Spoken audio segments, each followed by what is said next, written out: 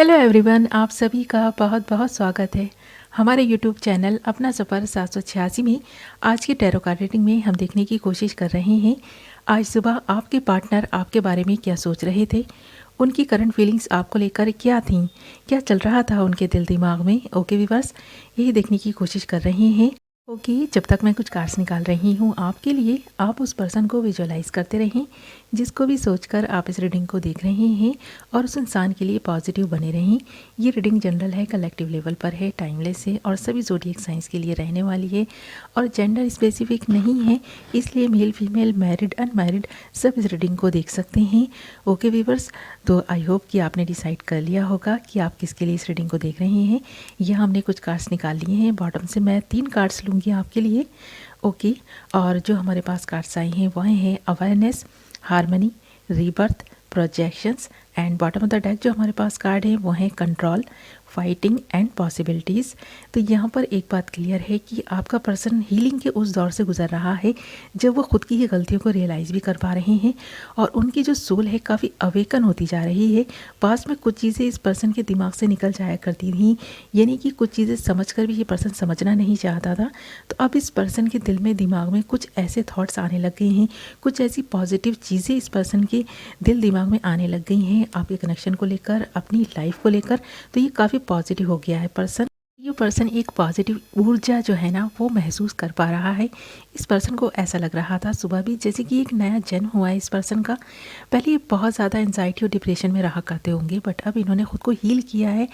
अब इनके जीवन में हार्मनी आ रही है, ये अवेकन होते जा रहे हैं, इनमें अवेयरनेस आती जा रही है, जैसे कि रीबर्थ हुआ है इस पर्सन का।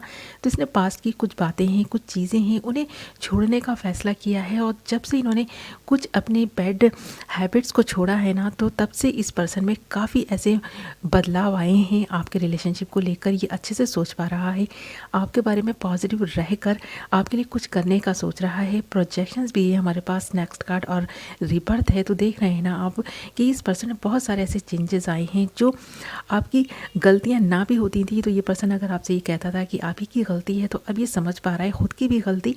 अब ये पर्सन खुद की और आपकी दोनों की गलतियों को समान रूप से देख पा रहा है। अब इस पर्सन को ऐसा लगता है कि अगर आप इस पर्सन से कुछ एक्सपेक्ट करते हैं तो ये पर्सन को आपको वो चीज़ें प्रोवाइड करानी चाहिए। यानी कि अब इस पर्सन को ये बात रियलाइज़ हुई है कि आपकी भी कुछ ख्वाहिशात हैं, आप भी कुछ इनसे एक्सपेक्ट कर सकते हैं, आप भी चाहते हैं इनसे प्यार, आप भी चाहते हैं कि ये रिस्पेक्ट दें आपको। जिस तरह आपने इनको प्यार और रिस्पेक्ट दी है, उतना ही प्यार और रिस्पेक्ट ये भी आपको दें। ये अब पॉजिटिव चीज़ें आपके लिए करने का सोच रहे हैं। अब इस पर्सन में अवेयरनेस आई है। अब ये पर्सन आपकी ज़िंदगी में, अपनी ज़िंदगी में हार्मनी लाना चाहता है। अब इसको ऐसा लग रहा है कि जैसे कि इसका एक नया जन्म हुआ है, रीबर्थ हुआ है।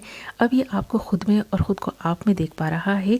और यहाँ पर म्यूचुअल एनर्जी भी हमारी जो है कंट्रोल, फाइटिंग एंड पॉसिबिलिटीज़ की ही है। तो अब इस पर्सन को आपके इसके रिलेशनशिप में काफ़ी सारी पॉसिबिलिटीज़ नज़र आ रही हैं। सुबह से ये सोच रहा था, जब लास्ट टाइम आप दोनों की फ़ाइट हुई थी तो इस पर्सन ने क्यों नहीं अपने गुस्से को कंट्रोल किया, क्यों नहीं उस वक्त कुछ इस पर्सन ने अपनी तरफ से ऐसा एफर्ट डाला ताकि आप दोनों के बीच ये जुदाई ना होती, या फिर आप दोनों अगर नाराज़ हैं तो ये नाराज़गी ना होती। तो अब ये पर्सन चाहता है अपनी फीलिंग्स को आपको एक्सप्रेस करना। बहुत सारी फीलिंग्स इसकी ऐसी थी जिसे इसने अपने दिल ही दिल में छुपा रखा था। ये कंट्रोल करने की नाकाम कोशिश करते ही रहे, बट हाँ अब ये पर्सन इस मूड में आता जा रहा है, इस तरह से ना खुद को फील कर पा रहा है आप में। और इस पर्सन को रियलाइज़ हो रहा है कि आप इससे जुदा नहीं हैं, आप इसकी ही परछाई हैं, आप इससे अलग नहीं हैं।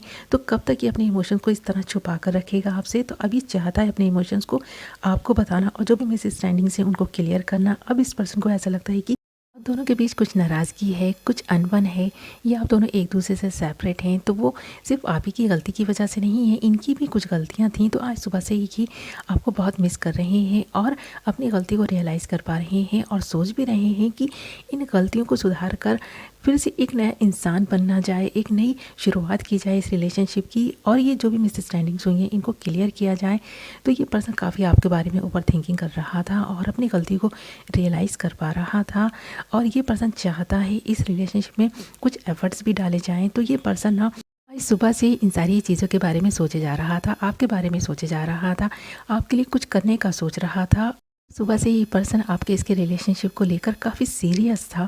तो सीरियस होके ये आपके इसके रिलेशनशिप के बारे में सोच रहा था, आपके बारे में सोच रहा था, आपको मिस कर रहा था, बहुत प्यार फ़ील कर रहा था और अपने इमोशंस को अब दबाना नहीं चाहता है। ये आपको एक्सप्रेस करने का सोच रहा था अपने इमोशंस को, क्योंकि अब इस पर्सन को पॉसिबिलिटीज़ नज़र आ रही हैं आपके इसके रिलेशनशिप में।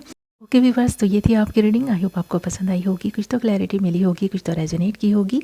मैं मिलती हूँ एक नई वीडियो के साथ, तब तक अपना ख्याल रखें, अपनों का ख्याल रखें। Bye bye.